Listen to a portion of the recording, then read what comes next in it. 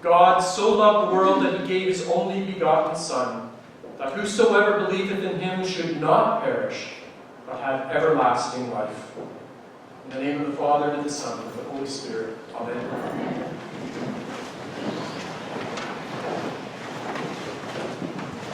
If you're anything like me, I'm sure some of you have given up on the news, whether watching it on TV or reading it in the newspaper or on the internet. So look at the CBC, 29th of January 2018. This was the headline.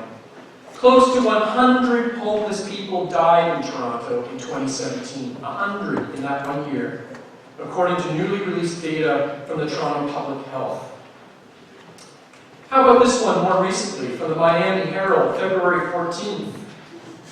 An American nightmare unfolded Wednesday afternoon at a South Florida high school after an expelled teenager returned to campus, opened fire with an assault rifle. Police say killing 17, wounding 15, in the worst shooting in Florida's history. Or how about even more recently from the Toronto Star, March 5th? Crime experts are now warning that Toronto-based Bruce McArthur could be as prolific a serial killer as the killers John Wayne Gacy and Jeffrey Dahmer. You know, it probably comes as no surprise to those of us who still do try to read the newspaper or watch the evening news that there's often very, very little to be happy about, even on this fourth Sunday of Lent. Now, why do I specifically mention the fourth Sunday of Lent? Well, some of you may realize, and some of you may not know, that in fact, this particular Sunday in the church's ancient tradition is supposed to be all about rejoicing. Why? Because we are now at the halfway point to Easter. Today, even in some places around the world, is given a special name depending on where you live. So, for example, in some places, today is called Refreshment Sunday. And it means you can kind of, the things you gave up for Lent, you can kind of go easy on yourself today. In other places of the world, I'm sure some of you know, today is called Mothering Sunday, when we remember our mothers. And some, especially in the Catholic tradition, simply call it Laetare Sunday, using the old Latin word, which means Rejoice Sunday. And in many parishes all around our globe today, the priest, I know what the cathedral they are, is actually taking off the purple, solemn purple robes of Lent and replaces them for one day only with rose-colored vestments. The idea of restrained joy as we realize Lent's half over. But I can't help, I just cannot help but think that in the midst of so much tragedy and sadness in this old world, we Christians who dare to rejoice, whether today or any day, are actually pretty naive. Perhaps we are the ones, not rose-colored vestments, but with rose-colored glasses. From the deadly killing fields of Syria to the streets of our own city where black citizens fight for their rights and dignity, from the Canadian Native Reserves where Aboriginal children, all they want is clean water for a change, to the refugee camps in Italy, from the prisons in North Korea to the battlefields in the Congo, much of our black and blue, bruised world is doing very little rejoicing today, whether it's Mothering Sunday or not. Those of us who know our history, we're all aware it's always been like this, and that can kind of get us down at times.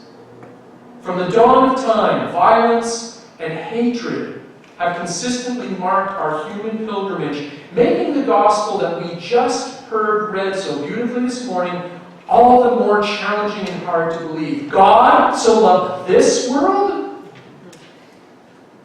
How can that be possible? How could this world, with all of its self-inflicted pain and its sorrow and its willful ignorance of God's law and care, still be the object of His love? How can that be? Well, the answer is in fact to be found in those very few beloved verses that we just heard a few moments ago from St. John. The ones that I'm sure most of us here memorized at some point as children. For God so loved the world that he sent his only begotten Son, that whosoever believeth in him should not perish, but might have everlasting life.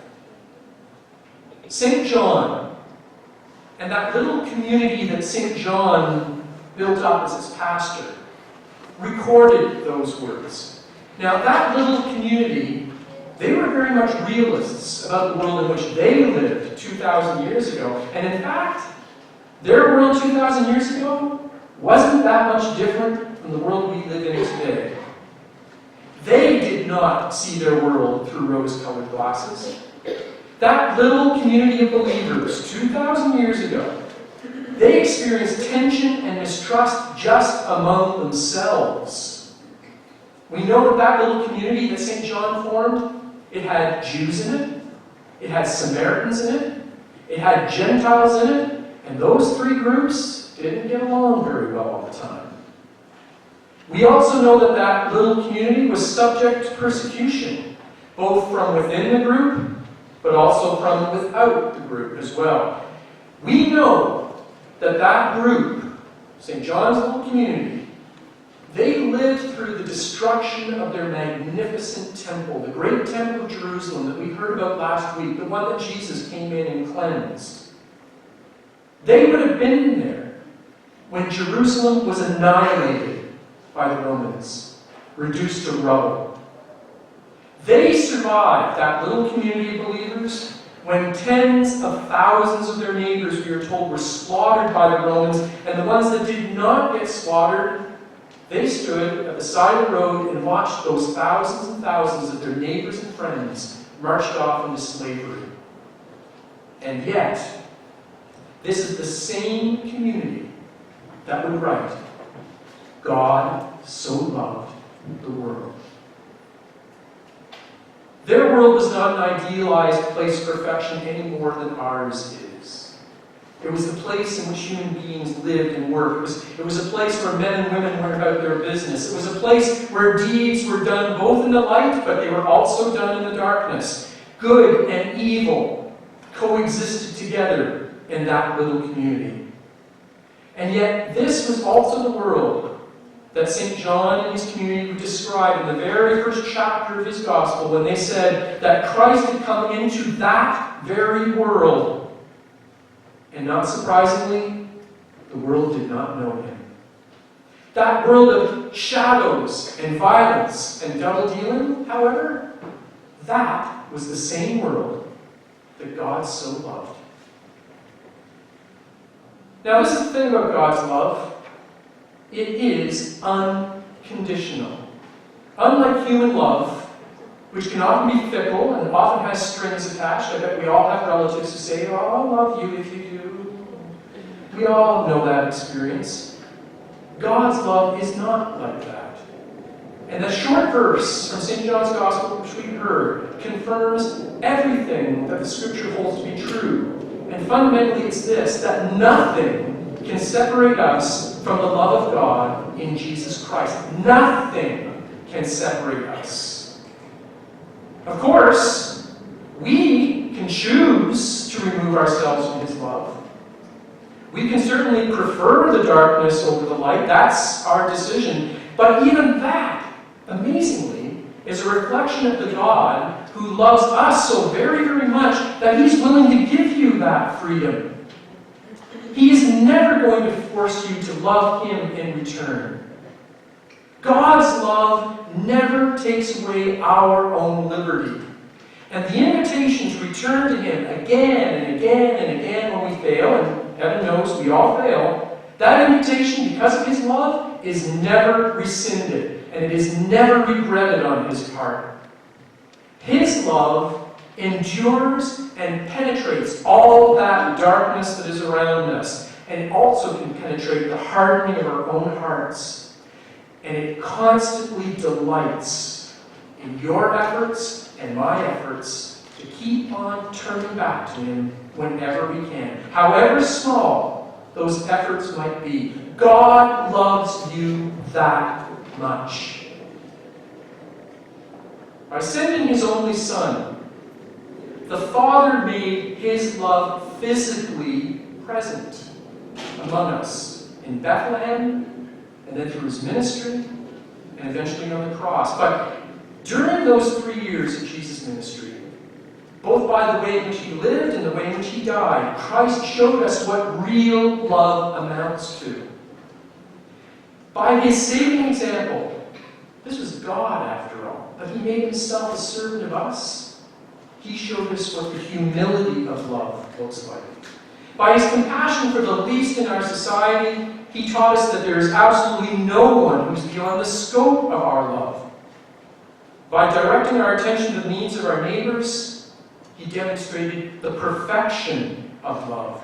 And when he was finally raised up on the cross, as Moses lifted up the bronze serpent in the desert, he showed us the healing power of love. The love of God in Jesus Christ was so generous, so prodigal, that when he did finally stretch out his arms on the wood of the cross, his love not only overcame the sins of those who believed in him, but his love also rained down on those who did not believe in him, and who were unrepentant, and who were obstinate. That was how great the love of God on the cross was.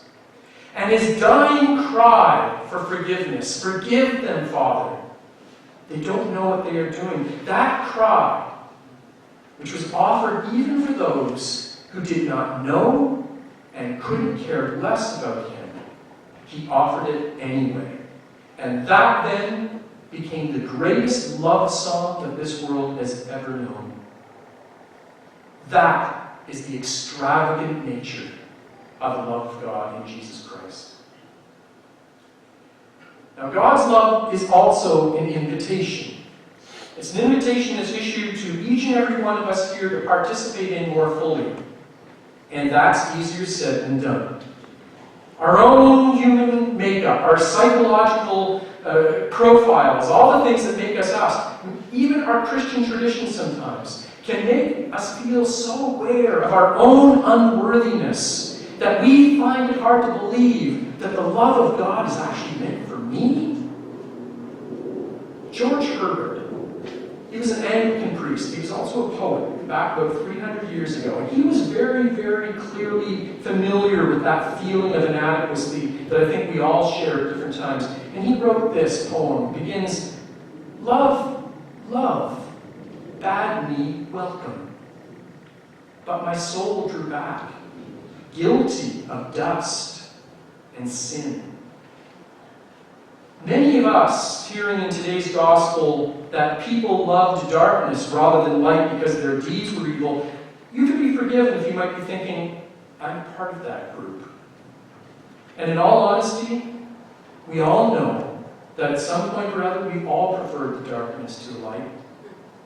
Deeds that are done in the darkness, heaven knows there are all sorts of them that I prefer the light never shines on, and the remembrance of my past actions, they still cause me to stand before God and say with George Herbert, I, the unkind, the ungrateful, love, do not look on me. But the invitation issued by God to let him love us is emphatically repeated over and over and over again throughout the course of our lives. And it certainly builds in intensity as we move now through this last part of Lent. In a few weeks' time, I'm sure many of you will be here in this church for the great vigil of Easter, when the baptized will receive the sacrament. And we will with them reaffirm our faith once more, using the words of the Apostles' Creed, the very same words that we are going to repeat here in just a few moments. That creed was written about 300 years after St. John wrote the gospel we heard this morning. But underpinning all of those articles of faith that you are about to repeat, there is the most fundamental of all creeds upon which everything that we believe and hold dear is built. God so loved the world that he sent his only begotten Son, that whosoever believeth in him should not perish, but might have everlasting life. That is the article of our faith. All of the other truths, all of our orthodoxies, all of our customs, all of our traditions, all of our works for justice must first bow down before the power of God's divine love. And because of his love, we are not allowed ever to give up on this world that he created. In his strength we rise again, and we move forward into that light that shines even in the darkest parts of our society. We may not be able to bring peace personally to the streets of Syria. We're not going to be able to bring justice to the women, the native women of our country. We can't heal the wounds of our world by our own personal efforts, but we can do this. We can bring light to those dark corners of the world that by God's grace have been entrusted to you. So by forgiving a friend, by caring for someone who's lonely, by reaching out to someone who thinks that he or she is forgotten, by going that extra mile to help someone in need, in all of these things, whether they're great or small, the love of God is truly present, and it is vibrant, and it is life-giving. And so on this fourth Sunday of Lent, whatever you want to call it, refreshment, mothering, laetare, or just Lent, there is actually a great deal to rejoice about. With our rose-colored spectacles removed, we can once again be made aware of the incredible good news that in spite of all of its problems, and perhaps sometimes even because of those problems, God so loves you. And God so loves me. And God so loves this world. Amen.